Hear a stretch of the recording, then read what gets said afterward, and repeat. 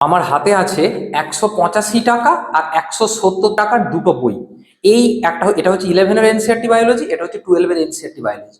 এই দুটো বইয়ের ওপর তোর ভবিষ্যৎ নির্ভর করছে, অর্থাৎ 355 টাকা দুটোকে যোগ করলে দাঁড়ায় এটার উপর তোর ভবিষ্যৎ নির্ভর করছে। এটার উপর তোর ক্লাস 11-এর ভবিষ্যৎ নির্ভর করছে, এটার উপর তোর ক্লাস 12-এর ভবিষ্যৎ নির্ভর করছে, আর সব থেকে যেটা বেশি নির্ভর করছে সেটা হচ্ছে নিটের ভবিষ্যৎ নির্ভর করছে। কারণ হ্যাঁ, এই বইটা, এটা ওপেন সিক্রেট যে এই দুটো বইয়ের বাইরে একটা প্রশ্ন নিটে কিন্তু আসবে না। তাহলে আমরা কিন্তু মুশকিলটা হচ্ছে, এটা তো অনেকেই জানে, তাহলে স্যার আপনি নতুন কি বলছেন? নতুন এটাই বলবো এই ভিডিওতে, যার জন্য পুরো ভিডিওটা তোকে দেখতে হবে। যে দেখ, এই বই থেকে এনসিইআরটি বই পড়তে হয় তো সবাই জানে। সবাই কিভাবে জানিস তো? নর্মালি অন্যান্য বই আমরা যেরকম ভাবে পড়ি, নর্মাল ভাবে সেইভাবে কিছু দাগ দিয়ে ওপর ওপর কিছু পড়লে হয়তো এনসিইআরটি বই পড়া হয়ে গেল। কিন্তু এখানেই তুই সব থেকে বড় তোর ভুলটা করে ফেলিস। এনসিইআরটি বই কিন্তু এইভাবে পড়ে না। এই ভিডিওতে আমি মেনলি আলোচনা করবো যে এনসিইআরটি বই পড়ার সঠিক পদ্ধতি, যেটা 99% স্টুডেন্ট জানে না, এটুকু তোকে আমি বলতে পারি। তোর বাড়ির এলাকাতে নিশ্চয়ই অনেক রেস্টুরেন্ট আছে। আচ্ছা, তোর সব রেস্টুরেন্টের সব খাবার তোর ভালো লাগে? নিশ্চয়ই নয়। দেখবি এই রেস্টুরেন্টের চিলি চিকেন তোর হয়তো ভালো লাগছে, ওই রেস্টুরেন্টের চিলি চিকেনটা তুই হয়তো মুখেই দিতে পারছিস না। তেমনি এনসিইআরটি বই পড়তে হয়তো সবাই জানে, কিন্তু কিভাবে পড়তে হয়, কেউ ধর সঠিকভাবে পড়ে, কেউ ভুলভাবে পড়ে। তাহলে যে সঠিকভাবে পড়বে সে নিশ্চয়ই রেজাল্ট ভালো পাবে, যে ভুলভাবে পড়ে সে কিন্তু রেজাল্ট ভালো পাবে না, বা নিটে চান্স পাবে না। As simple as that. আর এখন তো তোর ফার্স্ট সেমিস্টারের ম্যাক্সিমাম জন ক্লাস 11-এর ফার্স্ট সেমিস্টারে আছিস, যারা ক্লাস 12-এর থার্ড সেমিস্টারে আছিস, যারা বা যারা এখন বর্তমানে মানে এবারে মাধ্যমিক দিবি, তারাও এই ভিডিওটা দেখে থাকলে তো এইটা তোদের জানা দরকার যে যেহেতু ফার্স্ট সেমিস্টার আর থার্ড সেমিস্টার পুরোটা এমসিকিউ হয়, এখানেও তুই কিন্তু এনসিইআরটি বই তোর ভালোভাবে পড়া থাকলে তুই প্রচুর প্রচুর সুবিধা পাবি। আমি যেহেতু নিজে একজন, তোরা জানিস যে পিএইচডি রিলেটেড একটা পরীক্ষা, অল ইন্ডিয়ার একটা one of the most toughest পরীক্ষা, যেটা হচ্ছে সিএসআইআর নেট, সেটা আমি পাস করেছিলাম এবং আমার র্যাঙ্ক হয়েছিল অল ইন্ডিয়াতে 65। তাই কম্পিটিটিভ এক্সাম, নিটের মতো কম্পিটিটিভ এক্সাম কিভাবে পাস করতে হয় সেটা কিন্তু আমি তোকে একদম, মানে যেহেতু আমার এই ধরনের প্রিভিয়াস এক্সপিরিয়েন্স এতটা বেশি আছে, সেজন্য আমি তোকে যেভাবে বলছি তুই এইভাবে চল, এনসিইআরটি বই এইভাবে তুই পড়, দেখ তোর কিন্তু কেউ তোকে নিট পাওয়া আটকাতে পারবে না। বা এতদিন ধরে আমার যেসব এত ছাত্রছাত্রী নিট পেয়ে এসেছে বা বোর্ডে যারা র্যাঙ্ক করেছে, তারাও এই পদ্ধতি মেনে চলেছে। আমি যেটা বলছি মন দিয়ে ভিডিওটা শুনতে থাক। দেখ, প্রথমে আমি তোকে কিছু পয়েন্ট ওয়াইজ কথা বলবো।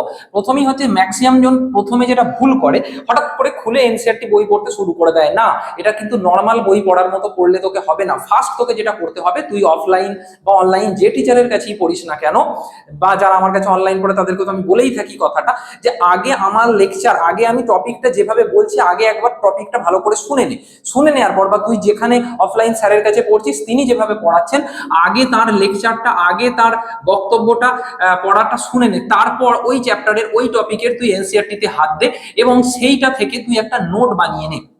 সেইখান থেকে নিজে তুই একটা শর্ট নোট বানিয়ে নিতে পারিস। কিরকম শর্ট নোট আমি দেখাচ্ছি। দেখবি এনসিইআরটি ক্লাস 11-এর বইয়ের 5 নম্বর পেজ, আমার তো পড়িয়ে পড়িয়ে পেজ নাম্বার পর্যন্ত এখন মুখস্থ হয়ে গেছে। তো 5 নম্বর পেজে দেখবি যে এনসিইআরটির বইয়ের যে ট্যাক্সোনমি আর সিস্টেমেটিক্স এর যে কনসেপ্টটা দেওয়া আছে আর কি। তো আমি তোকে একটা ছোট্ট উদাহরণ দিচ্ছি। তুই ধর ট্যাক্সোনমি বলে লিখলি, তো তুই ধর ট্যাক্সোনমি বলে লিখলি। ট্যাক্সোনমি কি না আমি জানি, আমরা জানি, যারা ক্লাস 11-এ উঠেছিস তাদেরকেও আমি পড়িয়েছি, বা যারা ক্লাস 12-এ এখন উঠেছিস তারা তো জানিসই। যে দেখবি এনসিইআরটি তে বলা আছে 4টে শব্দ। একটা হচ্ছে ক্যারেক্টারাইজেশন, আমি আর পুরোটা লিখছি না। ক্যারেক্টারাইজেশন, একটা লেখা আছে আইডেন্টিফিকেশন, একটাই লেখা আছে ক্লাসিফিকেশন, যেটা শ্রেণীবিন্যাস বাংলায় বলবো, আর একটা আছে নমেনক্লেচার বা নামকরণ। এই 4টে জিনিস থাকে, 4টে কম্পোনেন্ট থাকে হচ্ছে ট্যাক্সোনমি। তো এরকম একটা শর্ট নোট বা তুই একটা একটা বলতে পারিস যে একটা মাইন্ড ম্যাপ টাইপের করে নিতে পারিস। তাহলে এই জিনিসটা নিয়ে হচ্ছে ট্যাক্সোনমি, যেটা এনসিইআরটি তে এইটা বলা আছে। এবার এর সাথে আমি সিম্পল ভাবে একটা জিনিসকে অ্যাড করে দিলাম, সেটা হচ্ছে ইভলিউশনারি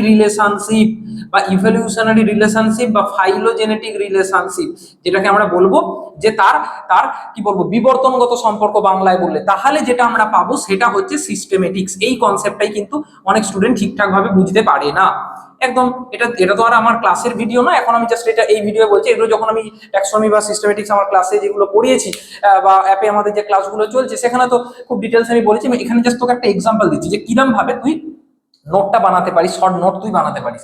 তাহলে লেকচার টিচারের কথা শুনে তুই একটা শর্ট নোট বানালি, এবং শর্ট নোট বানানোর পর সেটা কিন্তু তোকে যেটা করতে হবে, মাঝে মাঝেই তোকে কিন্তু রিভিশন দিতে হবে। মাঝে মাঝেই তোকে কিন্তু সেই শর্ট নোটটাকে রিভিশন দিতে হবে।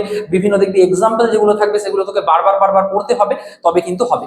এটা গেল আমি ফার্স্ট পয়েন্টে বলবো। এবার আমি সেকেন্ড পয়েন্টে যেটা বলবো, তোকে কিন্তু ছোট ছোট টার্গেট সেট করতে হবে। তুই দেখ, অনেক সময় কি হয়, তুই মানে প্রথমে তোর মনে হলো একদিনে আমি অনেকগুলো পাতা পড়ে নেবো, একদিন আমি অনেকগুলো পাতা পড়ে নেবো, দিয়ে আবার তুই কয়েকদিন গ্যাপ দিয়ে দিলি। এইরকম ভাবে না করে তুই একটা স্থির কর যে আজকে আমি এই 2 ঘন্টা আমি এই 2টি পাতা পড়বো, এবং ওই 2টি পাতা পড়ার পর পরের দিন আবার ওই 2টি পাতা আগে রিভাইজ করে একবার চোখ বুলিয়ে নে, তারপর পরের দুটোই যা। এরকম ভাবে ছোট ছোট মিনি টার্গেট, ছোট ছোট টার্গেট তুই সেট করতে পারিস, তাহলে তোর কিন্তু খুব হেল্প হবে। এরপর হচ্ছে ইংলিশ এনসিইআরটি। কথাটা আমি কেন বলছি, দেখ অনেকে ভুল করে কি করে, যেহেতু ত্রিপুরা বোর্ডের বাংলা ভার্সনের এনসিইআরটি বইও পাওয়া যায়, যেটা আমার ব্যাচের ছাত্রছাত্রীদেরও আমি পিডিএফ এ একদম ফ্রিতে দিয়ে দিয়েছি, সেই বইটা অনেক সময় ভুল করে কিনে নেয়, দিয়ে ভাবে যে ইংলিশ এনসিইআরটিটা না পড়ে আমি বাংলাটা পড়বো। এটা কিন্তু একটা চূড়ান্ত ভুল পদক্ষেপ, চূড়ান্ত ভুল পদক্ষেপ। তোকে আমি সিম্পল ভাবে যখন বলবো, তুই পরবর্তীকালে যখন নিট দিতে যাবি, তোকে কিন্তু এনসিইআরটি, ইংলিশ এনসিইআরটির লাইন তুলে প্রশ্ন হয়, বাংলা এনসিইআরটির লাইন তুলে প্রশ্ন হয় না। তাই তুই বাংলা মাধ্যমের ছাত্রছাত্রী হোস বা ইংলিশ মাধ্যমের ছাত্রছাত্রী হোস, সব ক্ষেত্রেই তোকে কিন্তু ইংলিশ এনসিইআরটিটা পড়তে হবে। সঙ্গে তুই কোনো সময় একটা সাপোর্ট, এক্সট্রা সাপোর্ট সিস্টেমের জন্য বাংলা এনসিইআরটিটা চাইলে রাখতে পারিস, খুব বেশি দাম যেহেতু নয়। বাংলা এনসিইআরটি না রাখলেও হবে, কিন্তু ইংলিশ এনসিইআরটিটা কিন্তু মাস্ট। তোকে যখন পড়তে হবে, তোকে যখন গোটা বইটা ভালো করে পড়তে হবে এনসিইআরটি, সেটা কিন্তু ইংলিশ এনসিইআরটিটাই তোকে কিন্তু ফলো করতে হবে। এটা কিন্তু মাথায় থাকে যেন। এবার আমি 4 নম্বর পয়েন্টে তোকে যেটা বলবো, এই বইটা যখন পড়বি, টিচার যেগুলো বলে দিয়েছেন, আমি যেমন পড়ানোর সময় বোর্ডের ব্যাচগুলো, 11-এর ব্যাচ বা 12-এর ব্যাচেও কিন্তু আমি এনসিইআরটিতে কোনটা ইম্পর্টেন্ট ওটা কিন্তু ওর সাথে সাথে আমি বলে বলে যাই। তো সেক্ষেত্রে তুই যেটা করতে পারিস, যে কিছু কিছু ওয়ার্ড হাইলাইট করে নিতে পারিস, কিছু কিছু ওয়ার্ড হাইলাইট করে নিতে পারিস। আর আমার যারা ছাত্রছাত্রী অ্যাপের আছে তাদেরকে তো আমি পড়ার সময় বলেই যাই, তো তোরা সেখান থেকেও হাইলাইট করে নিতে পারিস। হাইলাইট তুই করে নিবি। তার সাথে কিছু বাজারে দেখবি স্টিকি নোট বলে একটা জিনিস কিনতে পাওয়া যায়। স্টিকি নোট, এটা কি জিনিস? দেখবি ছোট ছোট দোকানে গিয়ে বলবি, খুব কম দাম, বইয়ের দোকানে গিয়ে বললেই হবে, ছোট ছোট বিভিন্ন কালারফুল টাইপের কাগজ, সেগুলো ওই বইয়ে তুই আটকে নিতে পারিস কোনো এক্সট্রা তথ্য টিচার যেগুলো পড়ানোর সময় বলছে সেগুলোর জন্য। স্টিকি নোট বা হাইলাইটটা আমি কিন্তু ইউজ করতে তোকে বলছি। এইগুলো হয়ে গেল, একটা চ্যাপ্টার ধর তোর পড়া হয়ে গেল।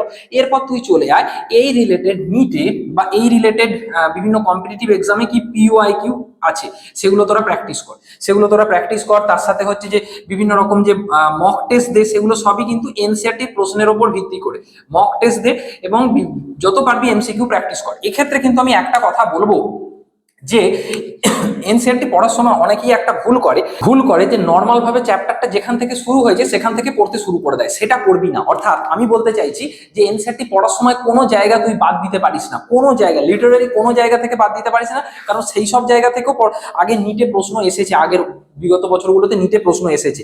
যেমন ধর ডাইভার্সিটি ইন দ্য লিভিং ওয়ার্ল্ডটার লোকজন এইখান থেকে পড়তে শুরু করে ছাত্রছাত্রী, কিন্তু আমি যখন এই ছাত্রছাত্রীদের পড়াই, আমি কিন্তু এইখান থেকে পড়াই। কারণ এইখানেও এমন কিছু তথ্য আছে যেটা মেন চ্যাপ্টারটাই নেই, আর সেখান থেকে একটা এমসিকিউ চলে আসতে পারে। এবং তারপর ধর এই যে সেকেন্ড পেজটা, এখানে যে আর্নেস্ট মায়ার, পৃথিবী বিখ্যাত সায়েন্টিস্ট, তো আর্নেস্ট মায়ার সম্পর্কে কিছু তথ্য বলা আছে, এইটাকেও তুই কিন্তু বাদ দিতে পারিস না, কারণ এখান থেকেও একটা এমসিকিউ চলে এলে তুই কিন্তু নিটের ক্ষেত্রে তো 4 নম্বর মিস হয়ে যাবে। ঠিক আছে? বা তোর এই সেম জিনিস কিন্তু তোর বোর্ডেও কাজে লাগবে, সেম জিনিস তোর কিন্তু ফার্স্ট সেম বা থার্ড সেমের এক্সামেও কিন্তু কাজে লাগবে। ঠিক আছে? আচ্ছা, পিওআইকিউ মক টেস্ট যেটা বললাম, তারপরে তোকে যেটা বললাম যে চ্যাপ্টার সামারি মানে এনসিইআরটি বইয়ের ইন্ট্রোডাকশন, তার সাথে হচ্ছে চ্যাপ্টার সামারি, যেটা চ্যাপ্টারের শেষে লেখা থাকে চ্যাপ্টার সামারি হিসাবে, চ্যাপ্টার সামারিটাও পড়বি। ওটা হয়তো গোটা চ্যাপ্টারের জিস্টটা লেখা থাকে, কিন্তু সেখানেও দেখবি কোনো চ্যাপ্টার তোকে আমি দেখিয়ে দিতে পারি যেখানে কিন্তু এক্সট্রা 2-1টা ওয়ার্ড আছে যেটা কিন্তু মেন চ্যাপ্টারটাই ছিল না। তাই সেই ওয়ার্ডটাও তোকে কিন্তু পড়ে নিতে হবে, এবং এটা টিচারেরই দায়িত্ব তোকে সেই ওয়ার্ডটাকে মার্ক করে দেওয়া যে এই ওয়ার্ডটা কিন্তু এখানে ছিল না। ঠিক আছে? আমি যেমন আমার স্টুডেন্টদের এটা পড়েই থাকি। ঠিক আছে? তো সেই সামারির ক্ষেত্রেও তোকে কিন্তু এই জায়গাটা কিন্তু তোকে করতে হবে, এবং সেখানে কোনো এক্সট্রা ওয়ার্ড আছে কিনা সেটা তোকে কিন্তু লিখে রাখতে হবে, বা সেই জায়গাটাকে জোর দিতে হবে। এবার দেখ, দেখবি যে আমাদের এনসিআরটিটা আমি যে কোনো জায়গাতেই আমি তোকে একটা কথা বলবো, যে একটা কথাই আছে না ইংলিশে, যে slow and steady wins the race. সেই খরগোশ কচ্ছপের গল্পের মতো তুই ভেবে দেখ, তুই একদিনে প্রচুর এনসিআরটি কয়েক পেজ পড়ে নিলি, দিয়ে আবার কয়েকদিন গ্যাপ দিয়ে দিলি, সেইটা কিন্তু করিস না। খরগোশের মতো না হয়ে কচ্ছপের মতো তোকে হতে হবে। অর্থাৎ প্রতিদিন আমি অল্প অল্প পড়বো, কিন্তু আমার যেন একটা রেগুলারিটি থাকে, বা আগের দিনগুলো বা আমি যেগুলো এনসিআরটি পড়েছি সেগুলো যেন আমার প্রত্যেকটা কনসেপ্ট ক্লিয়ার হয়ে থাকে, সেখান থেকে যেন একটা এমসিকিউ আমার না আটকায়। তুই এখন থেকে এইভাবে প্র্যাকটিস করে চল, তুই ফার্স্ট সেমেও সুবিধা পাবি, যারা থার্ড সেমে আছিস থার্ড সেমে তোরাও সুবিধা পাবি, সব আর নিটে তো সুবিধা পাবিই পাবি। এই প্রসঙ্গে বলে রাখি, আমাদের মাধ্যমিক বল, ফার্স্ট সেম বল, মানে 11-এর ফার্স্ট সেম বা ক্লাস 12-এর থার্ড সেম, তিনটে ব্যাচই চলছে, বায়োইজার দেবাংশ অ্যাপে চলছে। সেখান থেকে প্রচুর জন ছাত্রছাত্রী জয়েন করেছে। তোরা চাইলে সেখান থেকে কোর্সটা নিতে পারিস। বাই নাও অপশন ক্লিক করার পর ইউপিআই অপশন আসবে, তো ইউপিআই অপশন ক্লিক করলে তুই সেখান থেকে কিউআর পেয়ে যাবি। প্রাইসটা যাতে সবার সুবিধা হয়, খুবই কম রাখা হয়েছে, এক বছরে ওয়ান টাইম পেমেন্ট করা হয়েছে। মাধ্যমিকের ক্ষেত্রে 799, ক্লাস 11-এর ক্ষেত্রে গোটা বছর মানে দুটো সেমিস্টার মিলে 849, আর এইচএস এর ক্ষেত্রে 999। আবার এখানে চলে আসে, তো এই জায়গাটা। এরপর আমি যেটা বলবো, আর একটা বই আছে, অনেকে হয়তো জানে না, এনসিআরটি এক্সাম্পলার বলে বই আছে, এনসিআরটি এক্সাম্পলার। এই বইয়ের শেষে বেশ কিছু, বা এই বইতে বেশ কিছু প্রশ্ন আছে।